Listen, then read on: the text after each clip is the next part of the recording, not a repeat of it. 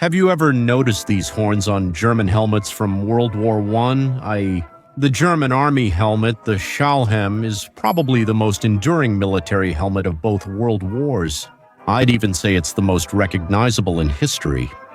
This one was not only quite distinctive, but it was really good at protecting its wearer, much more so than its counterparts in other armies.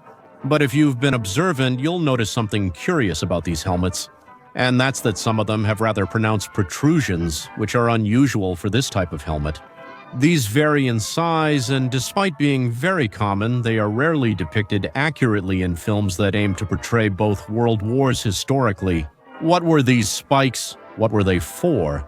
And why go to so much trouble to make them in different shapes and sizes? Well, in this video, we'll talk a bit about the history of this enigmatic attire so we can answer all the questions we've raised in this video. To discuss this helmet, we must go back to the start of World War I, specifically 1915. At that time, the war was reaching its most intense point, and unexpectedly, the conflict had turned into a trench war. A new concept for the time, which would forever change the way wars were fought. The Germans used a rather archaic helmet for the time. It was quite beautiful, with ornaments that alluded to Prussian culture. This was called the Pickelhaube, or it was also known as the Splitsum. Interestingly, many assume it's a German helmet, but it was likely created in the Russian Empire. Legend has it that during a visit to Russia in 1842, Friedrich Wilhelm IV, King of Prussia, saw a pre-production model of a Russian spiked helmet on the Tsar's desk. He was so enthusiastic that he introduced this helmet in Prussia 4 years before the Russian Empire. This helmet made sense in mid-19th century warfare, but was lacking in World War I. It was made of leather, offering no protection against shrapnel and the large shiny spike that stuck out along with its ornaments. It revealed soldiers' positions in the trenches, allowing snipers to spot them from hundreds of meters away. To address this issue and protect the helmet from the weather, a cover was added. However, this did not solve the issue of the limited protection it provided. The solution was quite simple: redesign the helmet and adapt it to modern warfare. Likewise, in 1916, the Stahlhelm would emerge. This time, the helmet was made entirely of stamped metal, making it extremely easy to produce compared to its predecessor. It effectively covered the most vital areas of the head, providing almost total protection against shrapnel. Its streamlined design and color removed all the Prussian helmet's disadvantages in the trenches. The problem of snipers, which was a daily concern for the soldiers, was no longer an issue.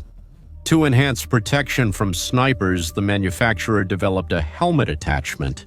The stern Panzer, or simply stern, was an extra armor plate that protected the front part of the head in areas where a higher number of sniper shots were reported.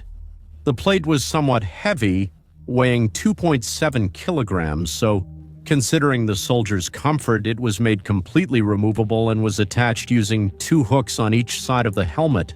Both hooks had holes for ventilation, as well as a considerable size that made it look like the soldiers had small horns. According to accounts I found from the war, when there was a breeze on the helmet, you could feel a stream of air coming in through the hooks and slightly cooling your head. Clearly, the Stahlhelm was a resounding success. The soldiers loved the new helmet, and the low production cost made it possible to standardize it in just a few months. However, with the stern, it was different. When this extra armor was mass-delivered to the soldiers, it was quickly met with total rejection, being so hated that it was almost never used. The most common theory that tries to explain its rejection had to do with the fact that the plate could perfectly withstand a rifle shot. But when hit by a rifle shot, the soldier's neck would break. A quadriplegic soldier is of little use and a burden to the state. So the decision made by the High Command regarding this plate was to stop producing them to save costs on equipment that the soldiers didn't want to use. This is the most common theory online, and it was certainly a possibility. However, it's a theory without historical basis. I would rather call it a hypothesis. The most accepted reason, though, is proven.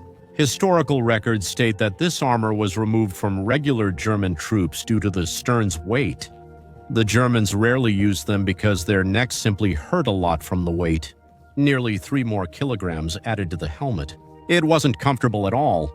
It was so heavy that if you tilted your head too much, you could fall to the side. The lack of use of the plate made the High Command decide not to manufacture them. Never, ever. While researching the video, I found a few photos that were both interesting and revealing. If you look closely, that soldier is using the stern on his face. There's also this other one where again it seems that the soldier is using the stern on his face like a facial mask. There is no written evidence, but it's clear from photographic evidence that some soldiers preferred to use this armor as a facial mask to protect themselves from shrapnel. Even though the stern was removed, the horns on the helmets remained for much longer. The 1918 model with improved hearing still had the horns. And shouldn't we get rid of these spikes? Even the models from pre-World War II Germany, with the 1935 models already made by the Third Reich, it didn't make sense to keep using these horns since the stern hadn't been used for decades. In theory, these horns couldn't have been present in the second, however, they actually did have them. In the early stages of the conflict, you could see helmets with these horns, along with emblems of units that participated in World War I, and this is extremely common, and we can see plenty of photos on the internet of World War I soldiers with helmets that have these horns. If horned helmets were used in World War I, why do so few people remember them? And how did these helmets from World War I end up in World War I? Well, it all has to do with the national situation after World War I. After the Treaty of Versailles, Germany was forbidden to produce weapons, but the treaty said absolutely nothing about producing helmets or uniforms, so these continued to be produced in the same way when the war ended. Modifying the machinery to make helmets without spikes was complicated and costly, so the helmet of the Weimar Republic didn't change at all. Regarding the one from World War I, by the time the Third Reich arrived and Germany began to militarize again after 1933, the warehouses were overflowing with helmets from the World War I model. The new Germany was a bit pragmatic, so they just painted the old helmets to equip the emerging armies that would fight in World War I. These helmets are called transitional helmets since they were the first ones used by the new Germany, and they served as a transition to the new models, which would take a few years to become standardized. So at the beginning of the conflict, you could see helmets with horns alongside the more modern helmet models of the new Germany. Modern helmets had just one ventilation hole, making them more practical. All this information could be corroborated with a photo I found during my research on the subject. I found this image from a find by collectors, some old helmets that are clearly German. As you can see, they are M16 model helmets, but with Soviet stars painted on them. No one managed to reach a consensus about why they had Soviet stars.